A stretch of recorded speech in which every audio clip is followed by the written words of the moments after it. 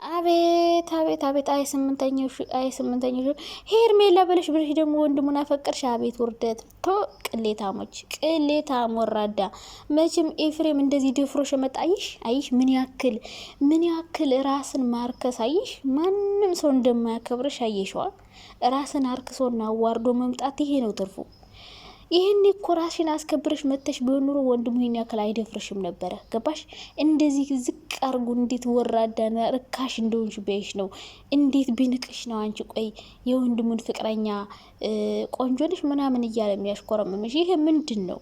ኤፋ ባለጌ ይስ ባለጌ ግን ደግሞ እንደዚህ እንድላት ያደረገው ራሷን ስላላስከበረች ነው። አዩ ራስን አዋርዶ መምጣት ይሄ ነው። ዘላለምሽን ስትዋረጅ ነው የምትኖሪ ሀቢብቴ፣ ዘላለምሽን ማለት ነው።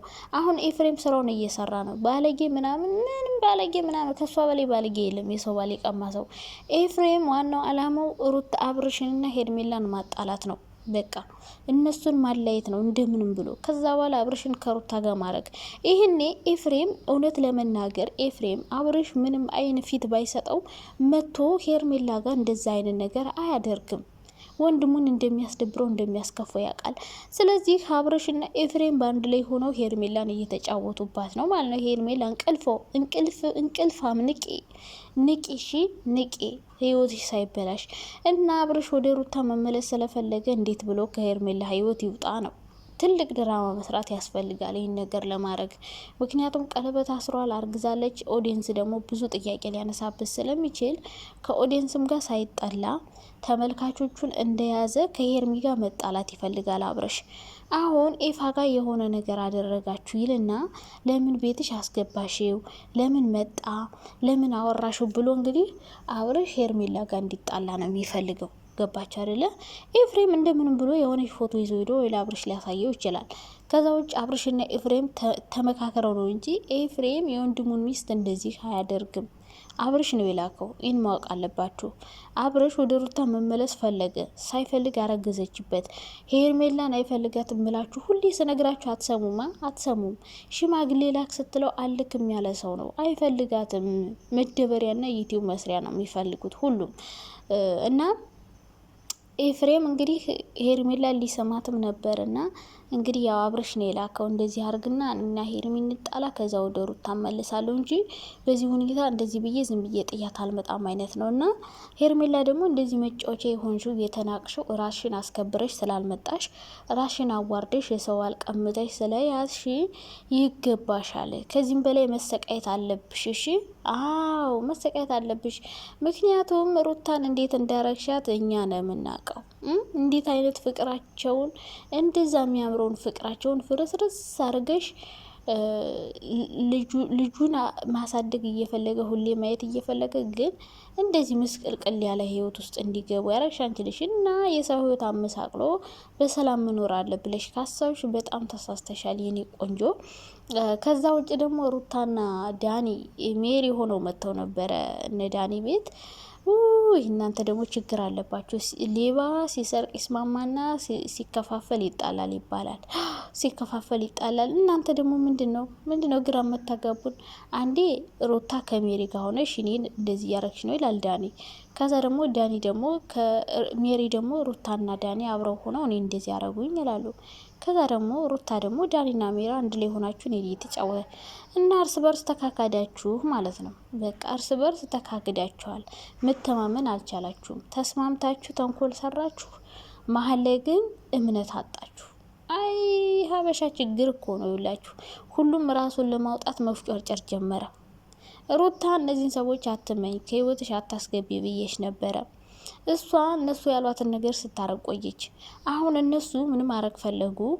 ሩታን አስጠልተው እነሱ ከአብርሽም ከሩታም ጋር የሆኑ መስራት ፈለጉ።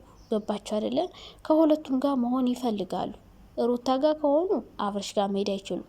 ስለዚህ ሩታን እያስጠሉ ወደ አብርሽ መጠጋት ፈለጉ።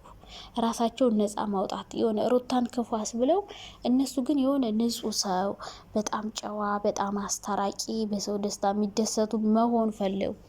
ኧረ እባክሽ መጀመሪያ ይሄ ህይወት እንዲበተን ያደረገው ማን ሆነና ነው? ዳኒ ተንከሲስ አንተ እኮ ነው ሩታና አብርሽ የመለያየታቸው ዋናው። ከሄርሜላ በላይ እንደውም አንተ ነው። እና ሩታ አምነሽ መቅረብሽን እነዚህን መጀመሪያ በጣም ተስተሻል። አሁንም ቢሆን ላይሽ ላይ ድራማ እየሰሩብሽ ነው። እኔ ትናንትና ካየሁት ቪዲዮ የተረዳሁት በቃ ሜሪና ዳኒ አልተጣሉም።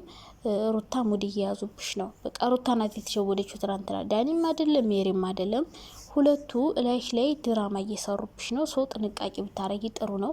እነሱ እያደረጉት ያሉት አንቺን አስጠልተው ራሳቸውን ነጻ አውጥተው ዩቲዩብ ላይ በቃ እንደ ተወዳጅ መጫወት ይፈልጋሉ። ገባሽ አይደለ?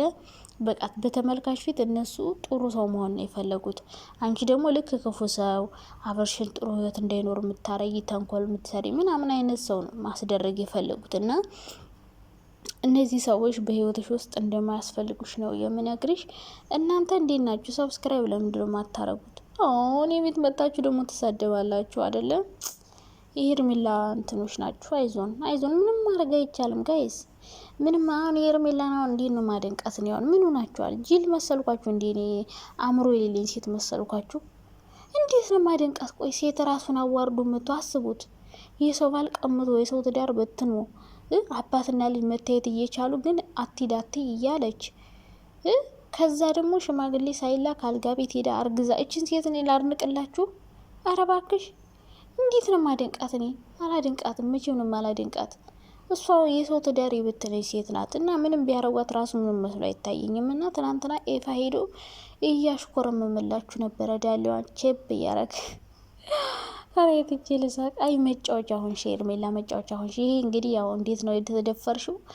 ራሽን ማዋረድሽ ነው። እሺ ራስን አዋርዶ መምጣት ይሄ ነው ትርፉ። ራስን አለማስከበር ይሄ ነው ትርፉ። ራሽን አዋርደሽ መጣሽ፣ ይሄው እያዋረደሽ ነው። ራስን አለማስከበር፣ ወንድ ልጅ ለምኖ መምጣት፣ ቤተሰብ ሳይፈልግ ሙጭጭ ማለት፣ አሁንም ገና ስትዋረጅ ትኖሪያለሽ። እንደው ኤፋ ደግሞ ማለት ነው ይደብራል። በቃ አብርሽ ልኮ ሊሆን ይችላል፣ እንደዚህ አርግ ተብለ ይሆናል። ሩታና አብርሽን ለመስታረቅ አስበ ሊሆን ይችላል። ግን ደግሞ ይደብራል። ካንተ ይሄን አንጠብቅም። ሲቀጥል አያስተምርም። ምንም የሚያስተምር ነገር የለውም። ኤፋ ታውቃላችሁ፣ ጨዋ ነው። ከብዙ ሰው ጋር መላላጥ አይፈልግም። ግን ይሄ ገጸ ባህሪ ተሰጥቶት ነው እንጂ ኤፋ ባህሪ አይደለም። ገጸ ባህሪ ተሰጥቶት እንጂ ኤፍሬም እንደዛ አይነት ሰው ሆኖ አይደለም። ስለዚህ ኤፍሬም አብርሽና ሄርሜላ ማጣላት እቅዱ ነው። ወይ ደግሞ አብርሽ እንደዚህ አርግልኝና እኔ ከሷ መራቅ ፈልጋለሁ፣ ከሷ ጋር መሆን አልፈልግም ብሎት ይሆናል ማለት ነውና እንግዲህ ሄርሜላ ቻዩ፣ ምንም ማድረግ አይቻልም። ከዚህም በላይ ልትደረጊ ስለምትቺ በቃ መቻል ነው። ወደሽ ከገባሽ ብለቅጦሽ አይክፋሽ ብሏለኝ።